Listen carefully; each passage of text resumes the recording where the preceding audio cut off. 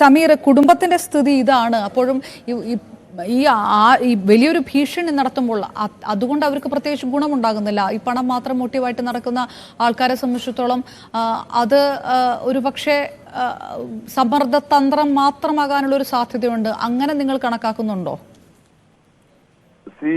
ഞാനിപ്പോ ഇന്നലെ ഈ അവിടെയുള്ള ചെറുപ്പക്കാരുടെ ഓരോ സിസ്റ്ററുടെ വോയിസ് കേട്ടു.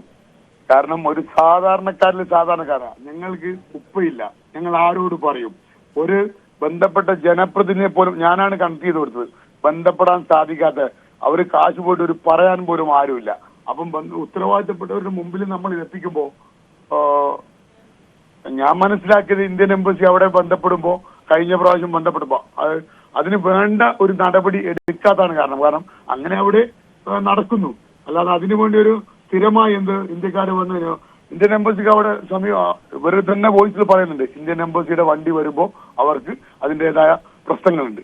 അപ്പൊ ഇന്ത്യൻ എംബസി അറ്റ്ലീസ്റ്റ് അവിടെ പോയി അന്വേഷിച്ച്, കാരണം ഒരു രാജ്യത്ത് എംബസിയുടെ പവർ നമുക്കറിയാലോ.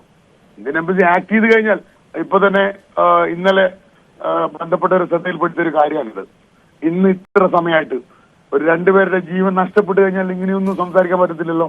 അതും നിങ്ങളുടെ അവരെ ഏജ് നോക്ക്, പാസ്പോർട്ട് കോപ്പിയിൽ വിത്ത് ഫുൾ പ്രൂഫാണ്. ഇന്ന് അവനെനിക്ക് വോയിസ് അയച്ചു. കാരണം എന്നെ ഇപ്പൊ പിടിക്കാൻ വരും, ഇതെന്റെ ലാസ്റ്റ് വോയിസ് ആണ്. കാരണം എന്റെ വോയിസ് അവർക്ക് മനസ്സിലായി.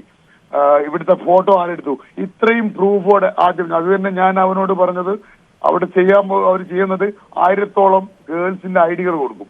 എന്നിട്ട് ചാറ്റ് ചെയ്ത് സോഷ്യൽ മീഡിയയിലൂടെ പണം തട്ടുന്ന, നമുക്ക് ഇന്ത്യ ഗവൺമെന്റ് എല്ലാ ഫോൺ കോളിലൂടെയും തരുന്ന ഇത് നടക്കുന്നതിന്റെ പ്രഭവ കേന്ദ്രത്തിലെ ഫോട്ടോസാണ് അയച്ചു തരുന്നത്.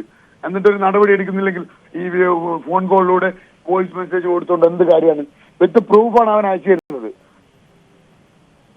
ഇൻഗാസ് പ്രതിനിധി സമീർ കൂടിയാണ്. ഒപ്പം കംബോഡിയയിൽ കുടുങ്ങിക്കിടന്ന യുവാവിന്റെ സഹോദരി കൂടി. വളരെ പെട്ടെന്ന് തന്നെ എംബസി ഇടപെടേണ്ട ഒരു ഘട്ടത്തിലേക്ക് പോകുന്നു. കൃത്യമായ $30,000 ആവശ്യപ്പെട്ടിരിക്കുന്നത്. അതിനൊപ്പം വലിയ ഭീഷണി, ജീവഹാനി ഉണ്ടാക്കുമെന്ന തരത്തിലുള്ള ഒരു ഭീഷണി കൂടിയുണ്ട്. ഇതിൽ 1-2 പേരല്ല എന്നുള്ളത് കൊണ്ട് തന്നെ ഇതിന്റെ ലക്ഷ്യം തന്നെ പണം എന്നുള്ളൊരു വലിയ മോട്ടീവാണ് എന്നുള്ളതിൽ തർക്കമില്ല. ഇതിനിടയിലാണ് രക്ഷപ്പെടാൻ സഹായിക്കണമേ എന്ന് പറഞ്ഞുകൊണ്ട് യുവാക്കളുടെ ശബ്ദ സന്ദേശം വരികയും ചെയ്തിരിക്കുന്നത്.